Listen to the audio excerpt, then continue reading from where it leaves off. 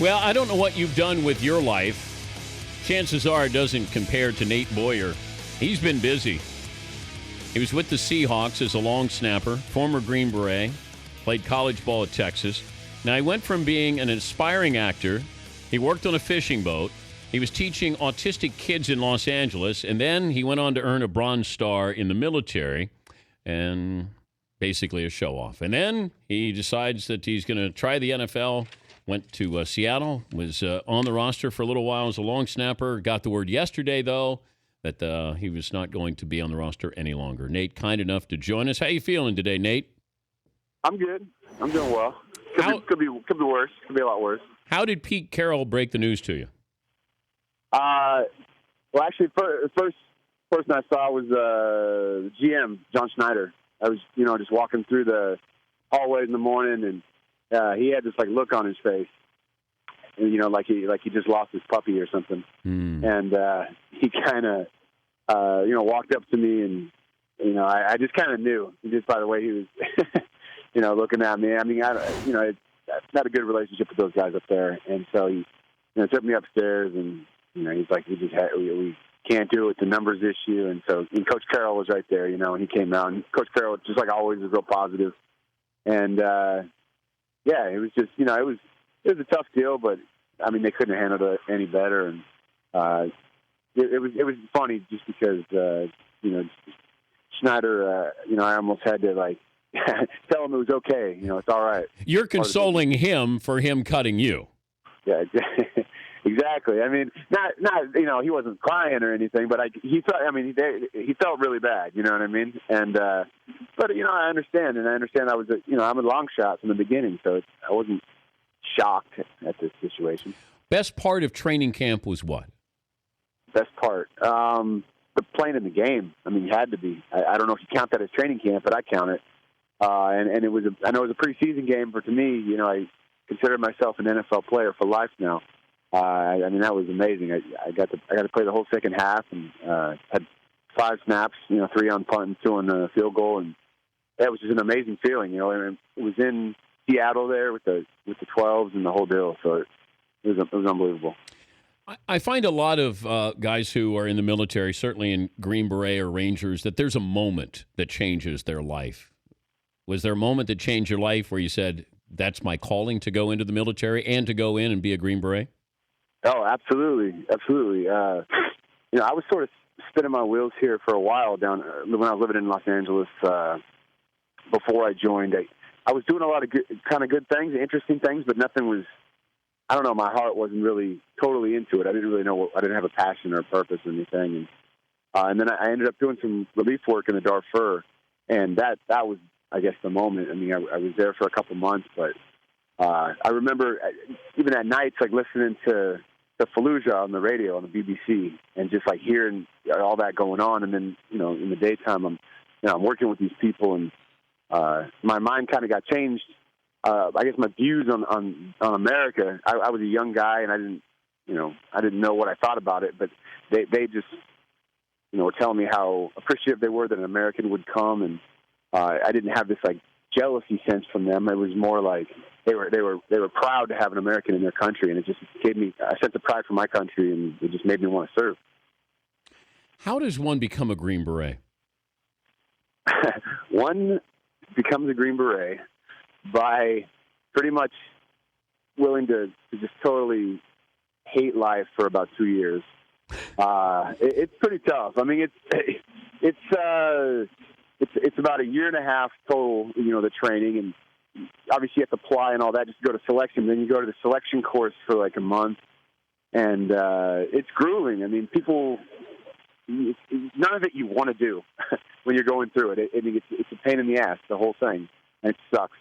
But, you build these brotherhoods with the guys that you're kind of going through it with, and then you just sort of suck it up because at the end of the day, you're going to get the best training, and then once you go overseas, you're going to be making a huge impact on the people there, and also, in service to your country. So, but yeah, it's a high attrition rate, and it just takes a certain type of guy, I guess.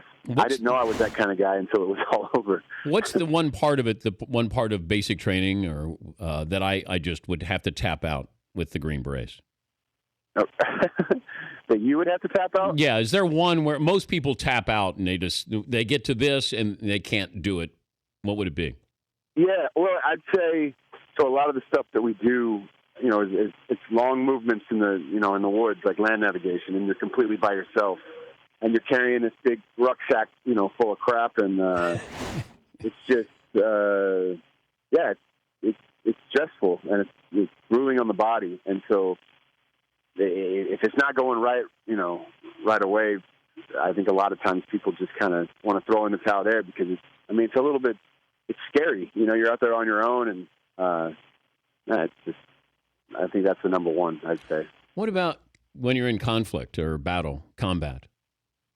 Yeah, you're deployed with, it's small teams. It's like 10 to 12-man teams. And so, you're over there with those guys, and then you're fighting alongside, Iraqis or Afghans, no matter where you are. You train with them, and you kind of have to trust them. And so that's a difficult part there because you don't always know what you're getting into, I should say. And it's just, but it's worth it at the end of the day because there's a lot of good people over there. There's a lot of good soldiers that really care about their country. But yeah, getting into a hairy situation and a big firefight can be fun at times, but at the same time, it's it can be scary. Did you ever think you'd die? Yeah, definitely, a couple times. Didn't hope it, but thought it was definitely a possibility. Because it's one thing for people to simulate battle, but when you're in battle, do you remember what it was like when you were trying to simulate battle?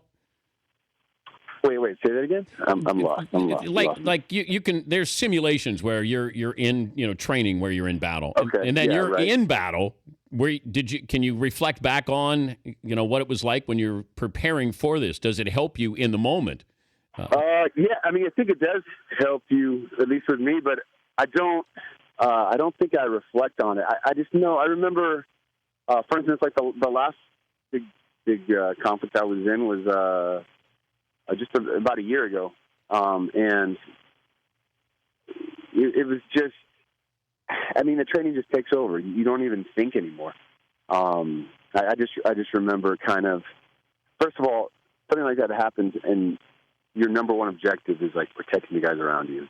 Your teammates. You start just worrying about them and what can you do to keep the team safe, keep your buddy safe. So the last thing you want is, one of your friends' blood on your hands, to be honest.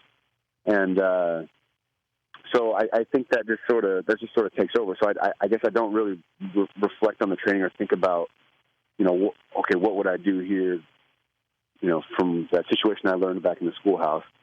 You just sort of go and I don't know. It just kind of happens. It just kind of happens organically, I guess. But yeah, all that training, I think, just definitely takes over. He's Nate Boyer, former Seahawks long snapper, former Green Beret, played his college ball at Texas. Any chance you'll try the NFL again? Oh yeah, I'm still. I think